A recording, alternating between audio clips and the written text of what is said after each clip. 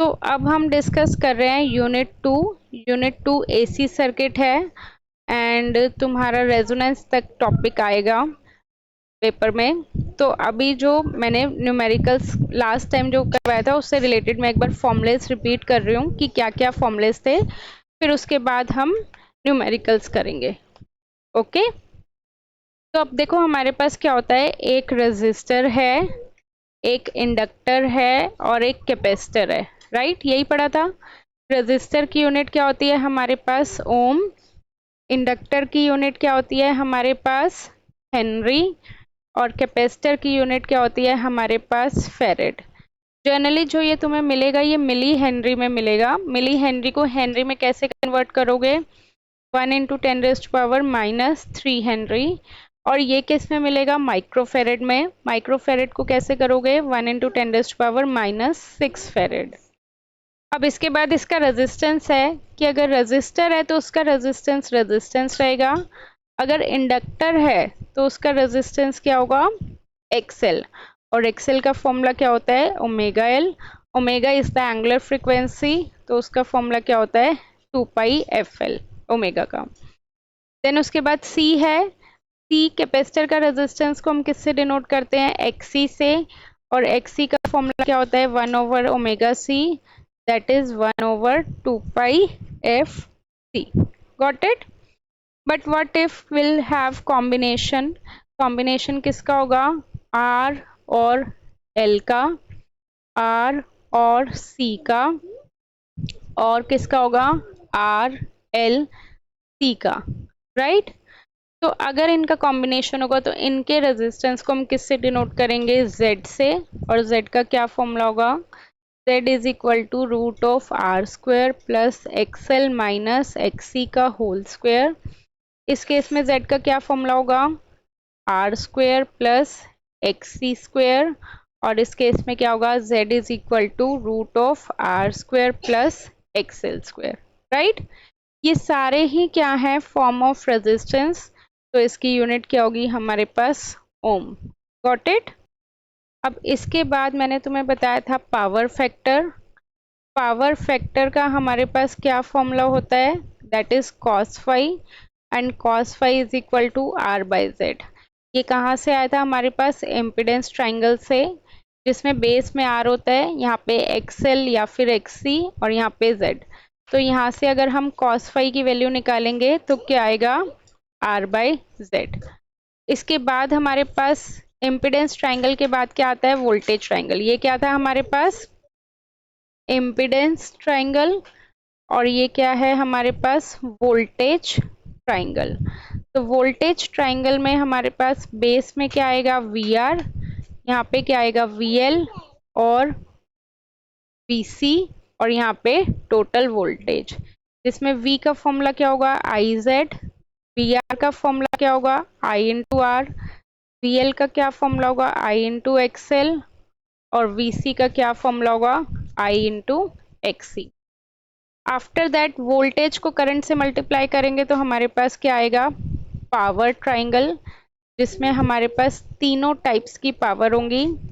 यहाँ पे क्या होगी, एक्टिव पावर, ये रिएक्टिव पावर, और ये एपरेंट पावर।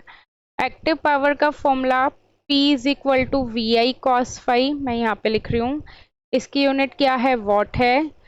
रिएक्टिव पावर का formula Q is equal to VI sin phi, इसकी यूनिट क्या है, VAR। और S का फॉर्मूला होगा VI, इसकी यूनिट क्या है, VA। ठीक है, और यहाँ पे भी फाई आएगा, तो यहाँ पे इस केस में cos फाई का फॉर्मूला हो जाएगा P/S। तो डिपेंड करता है हमें पावर फैक्टर के लिए क्या दिया हुआ है, हम दोनों में से किसी भी एक से पावर फैक्टर की वैल्यू निकाल सकते हैं। बोलो, यहाँ तक कोई डाउट, इसका भी स्क्रीनशॉट ले। ये तुम्हारे पेपर में आया हुआ है, 2022 में है या 2023 का एंड टर्म है। ठीक है, इसमें देखो इन्होंने क्या बोला हुआ है, अ चॉक कॉइल। जब भी ये वर्ड बोले ना, कॉइल या फिर चॉक कॉइल, तो इसका मतलब वो हमेशा क्या होगा, R और L का सीरीज में कॉम्बिनेशन। ये लिख लो, मैक्सिमम बच्चों को लगता है कि कॉइल बोला है तो इंडक्टर होगा, नहीं, कॉइल बोला है तो R और L का कॉम्बिनेशन। अब ये कैपेसिटर बोले या फिर बच्चों को कंफ्यूज करने के लिए कंडेंसर बोले, एक ही बात है। तो वो क्या होता है, कैपेसिटर। क्योंकि बच्चे कंफ्यूज हो जाते हैं कि हमें तो मैडम ने कैपेसिटर पढ़ाया था, कंडेंसर कहाँ से आ गया। ये भी चीज लिख लो। अब जो जो इन्होंने डायग्राम में बोला गया है वो हम एग्जैक्टली वैसे लिख लेंगे। क्या बोला हुआ है इन्होंने, अ चॉक कॉयल मतलब ROL बना लो, हैविंग अ रेजिस्टेंस ऑफ 10 ओम, इसकी रेजिस्टेंस कितनी है, 10 ओम है, and inductance of 0.05 Henry, inductance कितनी है, 0.05 Henry, is connected in series with a condenser, इसको सीरीज में कनेक्ट करा हुआ है कैपेसिटर के या कंडेंसर के। उसके बाद इन्होंने बोला हुआ है the whole circuit has been connected to 200 volt, पूरे सर्किट को कैसे कनेक्ट करा हुआ है, 200 वोल्ट से, और फ्रीक्वेंसी कितनी है, 50 हर्ट्ज। ठीक है, तो जो जो इन्होंने स्टेटमेंट बोली हुई थी उसके अकॉर्डिंग हमने डायग्राम बना दिया। अब इसके बाद इन्होंने क्या पूछा हुआ है, कंडेंसर की वैल्यू दी हुई है 100 माइक्रोफेरेड, क्या पूछा हुआ है, एम्पिडेंस, एम्पिडेंस मतलब Z, और Z का क्या फॉर्मूला होता है, R² plus XL minus XC का होल स्क्वायर, राइट। अब मुझे बताओ Z कैसे निकालेंगे। Z की वैल्यू देखो यही है, 10 का स्क्वायर, 2 पता है, पाई पता है, F पता है 50, L पता है 0.05, 1/2 पाई FC, C का बस ये ध्यान रखना कन्वर्ट ज़रूर करना, 100 इंटू 10⁻⁻6, तो यहाँ से तुम्हारे पास Z की वैल्यू आ जाएगी, राइट। तो ये Z का फॉर्मूला है, वैल्यू सब्स्टिट्यूट करके आंसर निकाल के मुझे बताना। करंट पूछा हुआ है नेक्स्ट केस में, करंट का क्या फॉर्मूला होता है, V/Z, V/R नहीं V/Z हो जाएगा अब, क्योंकि RLC जहाँ भी यूज होगा अब तुम्हारा R की जगह Z होगा। V की वैल्यू तुम्हें पता है 200 और Z की वैल्यू तुमने ऊपर से निकाल ली थी। नेक्स्ट है पावर फैक्टर, पावर फैक्टर मतलब तुम्हें पता है cos फाई, और cos फाई का फॉर्मूला बताया था मैंने R/Z, R भी पता है तुम्हें और Z भी पता है, तो पावर फैक्टर भी आ जाएगा। नेक्स्ट है power input, power input apparent power, reactive power, तो बेसिकली इन्होंने तीनों पावर पूछी हुई है। P is equal to VI cos phi power input, voltage पता है, करंट पता है, cos फाई पता है, आ जाएगा। Q is equal to VI sin phi, अब देखो अगर तुम्हें cos फाई पता है तो sin फाई आ जाएगा।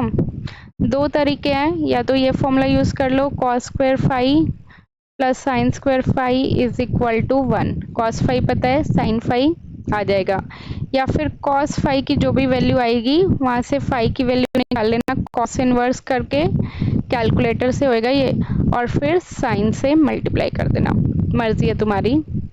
और उसके बाद S निकालना है, S का क्या है, V इंटू आई, V भी पता है, I भी पता है। और देखो इसमें इन्होंने क्या बोला हुआ है क्वेश्चन में, ये भी तुम्हारे पेपर में आया हुआ है, एक मिनट, 100 वोल्ट 60 वॉट बल्ब, ये बल्ब है, ठीक है। ये एक तो इन्होंने ये डायग्राम गलत बना रखा है, गलत क्यों बना रखा है, क्योंकि बल्ब को ये ऐसे बनाते हैं, ठीक है, मे बी ये बनाना ऐसे चाह रहे हो और इन्होंने ऐसे इंडक्टर बना दिया, तो ये एक प्रिंटिंग एरर है। और बल्ब जो भी होता है वो हमेशा रेजिस्टिव लोड होता है, जितने भी हमारे घरों के अप्लायंस हम यूज करते हैं वो रेजिस्टिव लोड होते हैं, ठीक है। तो ये ऐसा बनाना चाह रहे थे बट इन्होंने ये ऐसे बना दिया, तो इसका मतलब ये नहीं है ये इंडक्टर नहीं है, ओके। अब ये क्या कह रहा है कि बल्ब कितनी वोल्टेज कंज्यूम कर रहा है, 100 वोल्ट, और कितनी पावर कंज्यूम कर रहा है, 60 vote, right.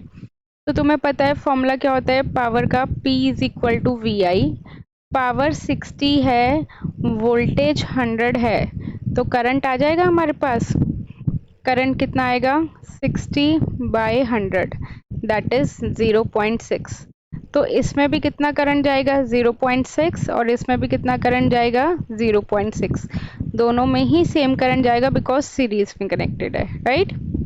Is to be operated from, total supply कितनी है, 220 वोल्ट, और रेजिस्टर ने कितनी ली हुई है, 120 volt. What is the resistance to be connected in series, इस रेजिस्टेंस की वैल्यू निकालनी है।